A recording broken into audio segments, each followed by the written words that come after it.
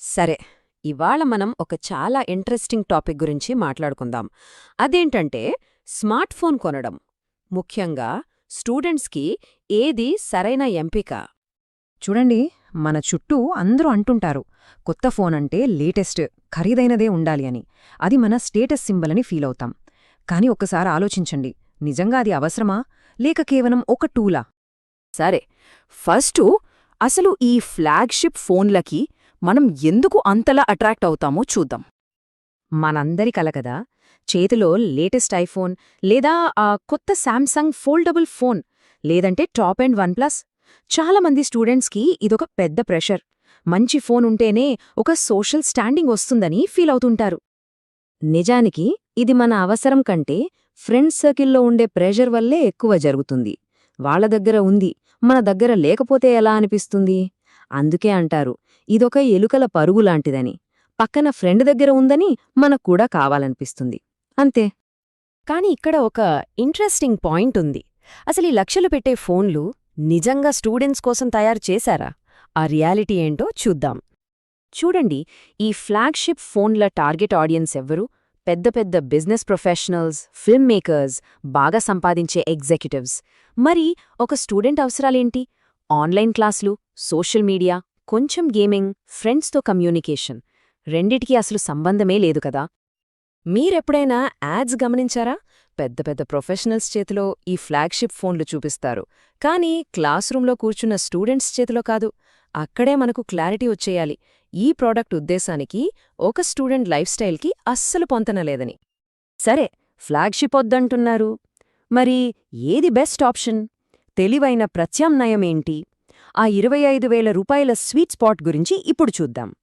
అవును, కరెక్ట్గా 20,000 నుంచి 25,000 రూపాయల మధ్య బడ్జెటు ఒక స్టూడెంట్కి పర్ఫార్మెన్స్కి, వాల్యూకి పర్ఫెక్ట్ బ్యాలెన్స్ ఇస్తుంది.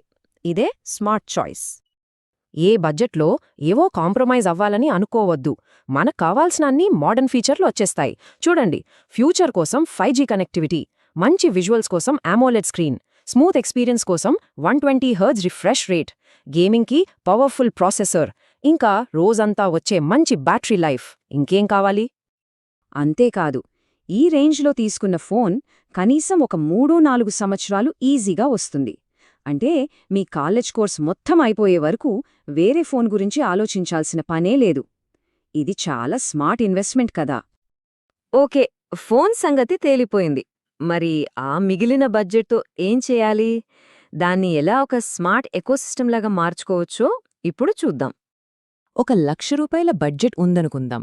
ఆ మొత్తం ఒకే ఫోన్పై పెట్టే బదులు దాన్ని ఇలా విడగొట్టండి. 25,000తో ఒక మంచి బడ్జెట్ ఫోన్, 50,000తో కెరియర్కి ఉపయోగపడే ల్యాప్టాప్ లేదా టాబ్లెట్, మిగిలిన 25,000తో హెడ్ ఫోన్స్, స్మార్ట్ వాచ్ లాంటి యాక్సెసరీస్. ఇప్పుడు చూడండి, ఇదొక కంప్లీట్ ప్యాకేజ్లా ఉంది. ఇక్కడ గుర్తుపెట్టుకోవాల్సిన పాయింట్ ఒక్కటే, ఒక ల్యాప్టాప్ కెరియర్ని బిల్డ్ చేయడానికి హెల్ప్ చేస్తుంది, కానీ ఒక ఖరీదైన ఫోన్ అది చెయ్యదు. సో ప్రయారిటీ దేనికివ్వాలి అనేది క్లియర్గా ఉండాలి. ఓకే, అంతా బానే ఉంది, కానీ కంటెంట్ క్రియేషన్ సంగతేంటి? ముఖ్యంగా ఇన్స్టాగ్రామ్ రీల్స్ లాంటివి చెయ్యాలంటే మంచి విజువల్స్ కావాలి. దానికి ఐఫోన్ తప్పనిసరి అని చాలామంది అనుకుంటారు కదా. ఆ అపోహ గురించి ఇప్పుడు మాట్లాడదాం. నిజం చెప్పాలంటే కంటెంట్కి కావాల్సింది టాలెంట్, మంచి ఐడియా అంతే, కానీ లక్షలు పెట్టే డివైస్ కాదు. మీలో క్రియేటివిటీ ఉంటే ఏ ఫోన్తోనైనా అద్భుతాలు చేయొచ్చు. చూడండి, ఏ ఫోన్తో అయినా సరే అద్భుతమైన విజువల్స్ తీయడానికి ఈ 3 సింపుల్ స్టెప్స్ చాలు. 1. మంచి లైటింగ్ చూసుకోండి. పగటిపూట లేదా కిటికీ దగ్గర షూట్ చేస్తే చాలా బావుంటుంది. 2. షాట్ స్టేబుల్గా ఉండేలా చూసుకోండి. చేతులు కదపకుండా పట్టుకోవడం లేదా ఒక చిన్న ట్రైపాడ్ వాడటం. ఇక 3. అన్నిటికంటే ముఖ్యమైనది, మీ కథ మీద ఫోకస్ పెట్టండి. కంటెంట్ బావుంటే దేంతో తీశారనేది ఎవరూ పట్టించుకోరు. అందుకే నా దగ్గర మంచి ఫోన్ లేదు, అందుకే నేను కంటెంట్ క్రియేట్ చెయ్యలేకపోతున్నా అనే సాకును వదిలేయండి. మీ దగ్గరున్న ఫోన్నే ఒక అవకాశంగా మార్చుకోండి. సో చివరిగా ఆలోచించాల్సింది ఇదే, మీ డబ్బుని ఒక స్టేటస్ సింబల్ మీద పెడుతున్నారా, లేక మీ భవిష్యత్తును నిర్మించుకోవడానికి సహాయపడే టూల్స్ మీద పెట్టుబడి పెడుతున్నారా?